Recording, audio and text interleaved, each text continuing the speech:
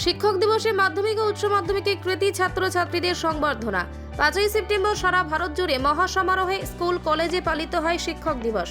1962 সাল থেকে প্রতি বছর ভারতের প্রাক্তন রাষ্ট্রপতি, উপরাষ্ট্রপতি, শিক্ষক ও দার্শনিক ডক্টর সর্বপল্লী রাধাকৃষ্ণনের জন্মদিন 5ই সেপ্টেম্বর দিনটি ভারতীয় শিক্ষক দিবস হিসেবে পালন হয়ে আসছে। ডক্টর সর্বপল্লী রাধাকৃষ্ণন 5ই সেপ্টেম্বর 1888 সালে তামিলনাড়ুর তিরুট্টানিতে এক দরিদ্র ব্রাহ্মণ পরিবারে জন্মগ্রহণ করেন। তিনি স্বাধীন ভারতের প্রথম উপরাষ্ট্রপতি এবং দ্বিতীয় রাষ্ট্রপতি ছিলেন। তাই তার জন্মদিন উপলক্ষে ভারতবর্ষ জুড়ে পালন করা হয় শিক্ষক দিবস। ডক্টর সর্বপল্লী রাধাকৃষ্ণনের জন্মদিন উপলক্ষে আজ বীরভূম জেলার দুবরাজপুর পৌরসভার উদ্যোগে পৌরসভা কক্ষে পালিত হলো শিক্ষক দিবস। এই অনুষ্ঠানে উপস্থিত ছিলেন দুবরাজপুর পৌরসভার পৌরপতি পীযূষ পাণ্ডে, উপপৌরপতি মির্জা শওকত আলী, দুবরাজপুর পৌরসভা নির্বাহী আধিকারিক দেবাশিস পাত্র, বীরভূম জেলার সরকারি আইনজীবী মলয় মুখোপাধ্যায়, দুবরাজপুর শ্রী শ্রী রামকৃষ্ণ আশ্রমের শীর্ষ সেবক স্বামী সত্য শিবানন্দ মহারাজ, দুবরাজপুর আদালতের সরকারি আইনজীবী রাজেন্দ্র প্রসাদ দে, বিশিষ্ট আইনজীবী স্বরূপ আচার্য, জেলা পরিষদের খাদ্য কর্মাধ্যক্ষ অরুণ চক্রবর্তী, পঞ্চায়েত সমিতির বনভূমি কর্মাধ্যক্ষ রফিউল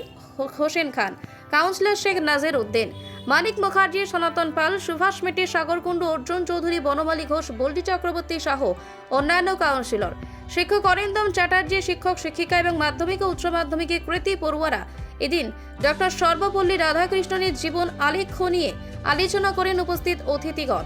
দুবরাজপুর শহরে বিদ্যালয়গুলোতে 75% বা তার বেশি নম্বর প্রাপক মাধ্যমিক ও উচ্চ মাধ্যমিকের 120 জন ছাত্রছাত্রীকে সংবর্ধনা দেওয়া হয় পৌরসভার পক্ষ থেকে।